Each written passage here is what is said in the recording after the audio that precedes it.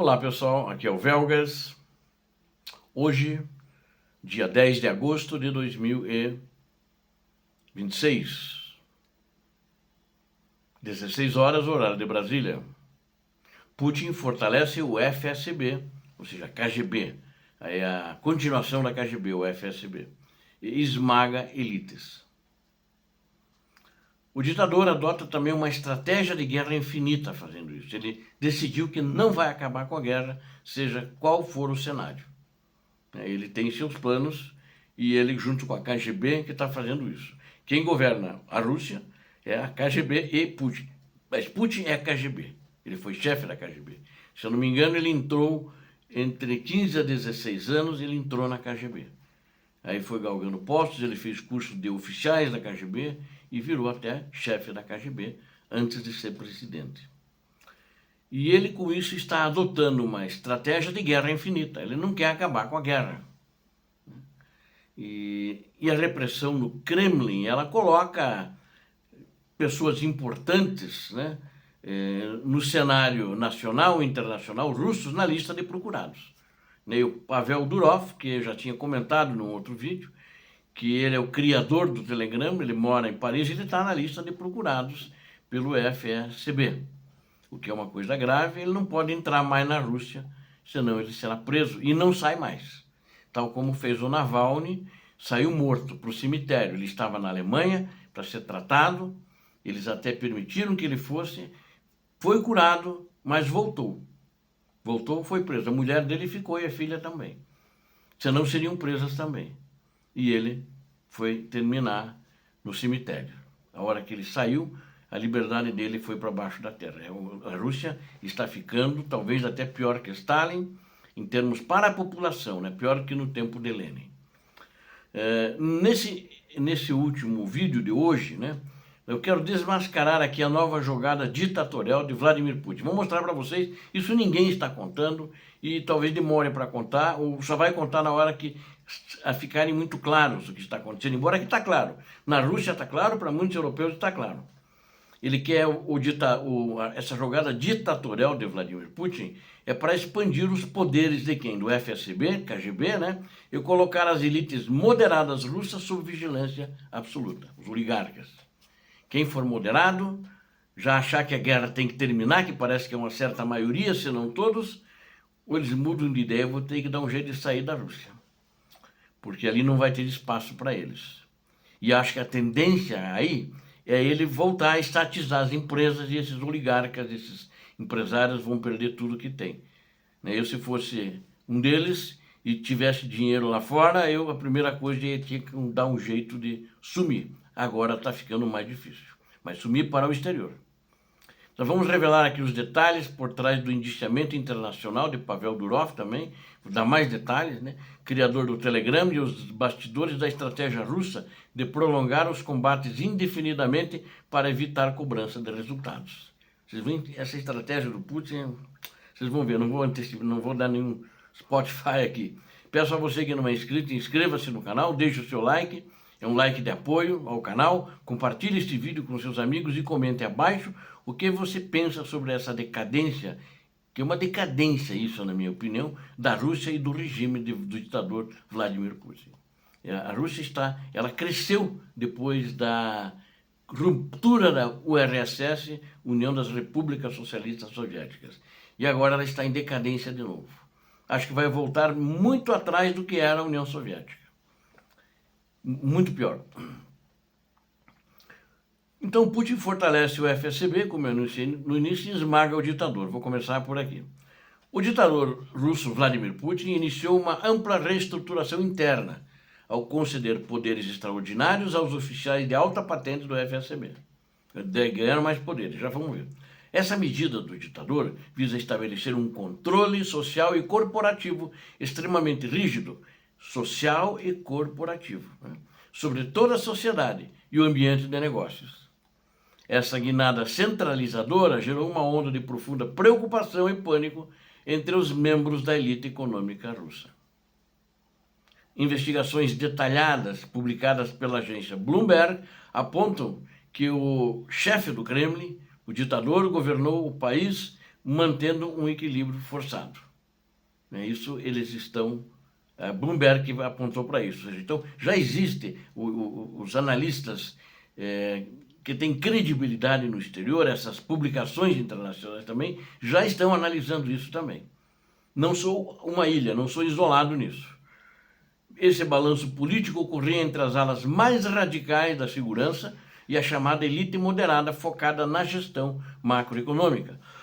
No entanto, a deterioração das frentes de combate na Ucrânia fez com que o ditador passasse a ouvir exclusivamente, agora, recente isso, porque existe um mantra lá, que esse mantra chega até o Kremlin para acabar com a guerra, ele está ouvindo exclusivamente os linhas duras do FSB. Não está mais recebendo os contra a guerra, para acabar a guerra.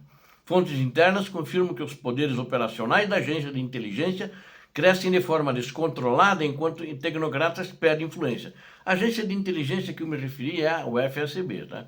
A extensão da KGB, a continuação da KGB. O chefe da política interna russa, Sergei Kirienko, passou a ser escanteado. Ele, inclusive, tem um assento, ele trabalha no Kremlin, e não recebe mais satisfações diretas da presidência. Ou seja, está isolado, alijado. E o Kirienko, ele foi transformado no principal bode expiatório pelos sucessos diplomáticos da Ucrânia e pelos fracassos russos na Moldávia, Armênia e Hungria. Coitado, não tem nada a ver com isso. Eu me lembro que quem leu a história sobre isso, eu li bastante, né? O Stalin não gostava de alguém, achava que ele dizia assim, perto do cara do chefe da NKVD na época, né? Que também é continuação, KGB, tudo continuação.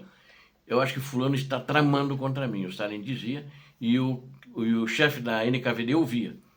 Aí no outro dia o cara aparecia morto. Dali uma semana, isso era fatal. As tensões políticas e institucionais atingiram o nível mais alto de toda a década entre os bilionários russos e as forças de segurança. Ou seja, existe muita tensão hoje nesse meio. Putin, que já ocupou o cargo de diretor do próprio FSB no passado, busca o apoio irrestrito da agência para sobreviver politicamente. Essa é a jogada dele para fazer frente, inclusive, a uma revolta armada. Ele tem o exército dele, particular, de Rosguardia, aproximadamente 400 mil, e o KGB que está com ele, o FSB que está com ele. E ele utiliza esses aparatos repressivos agora como um escudo pessoal. Ele está se blindando contra os seguidos reveses humilhantes sofridos na guerra da Ucrânia. Que ele tem conhecimento disso. Por causa disso que eu digo que as mentiras, as fake news, ele sabe que são fake news. Especialistas internacionais em geopolítica indicam que a repressão interna foi intensificada contra qualquer figura pública que discorde da propaganda oficial. Eu diria, complementaria mais, que discorde da mentira oficial, que tudo vai indo de acordo com o planejado. Então ele mudou por causa disso. O ditador adota uma estratégia de guerra infinita, né? Análises estratégicas comprovam que Vladimir Putin desenvolveu e implementou uma nova doutrina de sobrevivência para o Estado russo. Declarações oficiais dadas pelo embaixador itinerante do Ministério das Relações Exteriores da Rússia, o Rodion Miroshnik, confirmam essa nova realidade. Em 6 de agosto de 2026, o Miroshnik afirmou publicamente que a Rússia precisa se preparar psicologicamente para uma ação militar bastante prolongada. Pela voz dele, pela boca dele, ele deu o recado de Putin. Analistas militares independentes do Forbidden Opinion alertam que a longevidade dos combates atende perfeitamente aos interesses pessoais de Putin. A manutenção da guerra em andamento funciona como uma ferramenta política perfeita para adiar por tempo indeterminado o fim do conflito. Para garantir a preservação do atual sistema ditatorial russo, o governante, o ditador do Kremlin, não precisa necessariamente alcançar uma vitória militar definitiva. Para o ditador, basta que os combates brutais na linha de frente na Ucrânia simplesmente nunca cheguem ao fim. Para isso ele basta. Sob esse modelo de exceção, que é isso que ele vai tentar fazer. Qualquer questionamento incômodo sobre a economia, o bem-estar social, é imediatamente classificado como traição. É colaborador da Ucrânia. é colaborador da NATO, da Europa, da União Europeia, dos Estados Unidos da América. Então, vai ser classificado como traidor e colaboracionista do inimigo. Qualquer erro tático das Forças Armadas passa a ser utilizado como justificativa oficial para perseverar e gastar ainda mais recursos.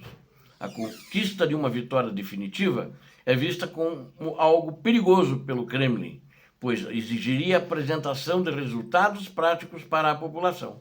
Então agora ele já não quer ter a vitória, que ele vai dizer que vitória é essa, o que ele conseguiu. Não, ficou lá onde está, não conseguiu avançar, não conseguiu pegar o Donetsk inteiro. Da mesma forma, o reconhecimento de uma derrota militar, eu falei da vitória, né? Envolve o risco de revoltas internas e a busca por culpados na alta liderança. Então eles vão sempre, em todas as situações, ter bodes expiatórios.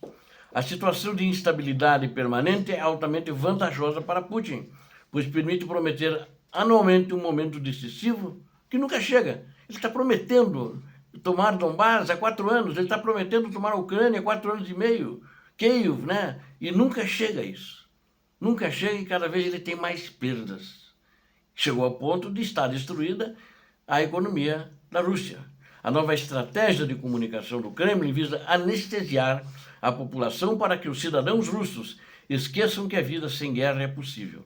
Então eles vão dar uma sensação na população, tentar injetar um vírus ali que todos eles pensem que tem que viver sempre por guerras, com guerras, porque o Ocidente quer destruir a Rússia, a OTAN quer destruir a Rússia, a União Europeia quer destruir a Rússia. Isso que é o discurso dele. O regime tenta utilizar a suposta posição defensiva da Europa como desculpa para alegar que a paz é impossível em um futuro próximo. Ele agora não está colocando a culpa na Ucrânia, mas ele está colocando na Europa. Ainda não coloca diretamente nos Estados Unidos, que ele ainda tem esperanças que vai obter alguma coisa, alguma vantagem ali, não sei se vai. Que parece que os americanos como um todo, e o Trump já sentiu isso, estão cansados desse jogo do ditador da Rússia, Vladimir Putin. E a repressão no Kremlin colocou Durov, né? Pavel Durov, que é o cara que desenvolveu e é o dono do Telegram, na lista de procurados. Submissão total do aparato pessoal estatal russo aos caprichos do FSB. Ficou evidente na caçada promovida contra os magnatas da tecnologia. A acusação formal emitida pela Justiça da Rússia contra Pavel Durov, o fundador do aplicativo Telegram, reflete o desespero do regime de Putin. O empresário, bilionário, um rapaz bem jovem, inclusive, foi acusado falsamente pelos promotores russos de auxiliar de forma deliberada atividades ligadas ao terrorismo. Então eles inventam isso, né? Durov teve seu nome incluído na lista oficial do governo russo, que reúne extremistas e terroristas monitorados pelo Estado. Ele hoje mora na França. Ele voltou um dia para a Rússia quando ele não estava esse clima, acho que no passado, né?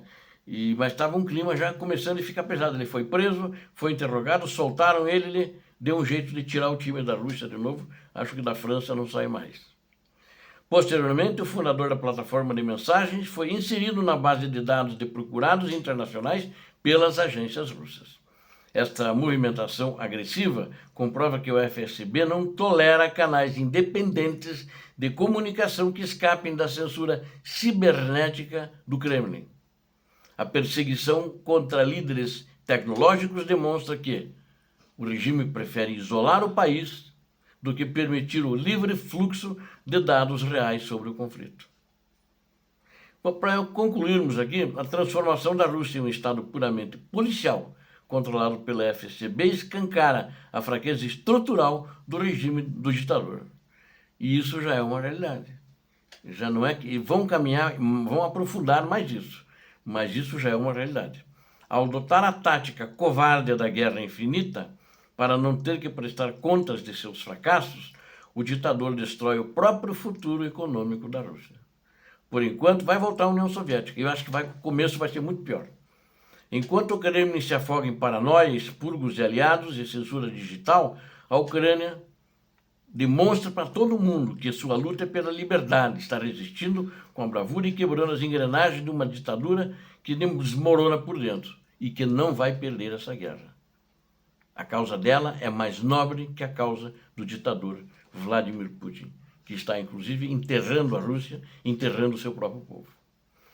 Obrigado a vocês que assistiram esse vídeo, conto com vocês, não esqueçam disso, peço a Deus que abençoe a todos vocês, que abençoe a Ucrânia, que abençoe o Brasil, paz e bem, paz para toda a humanidade.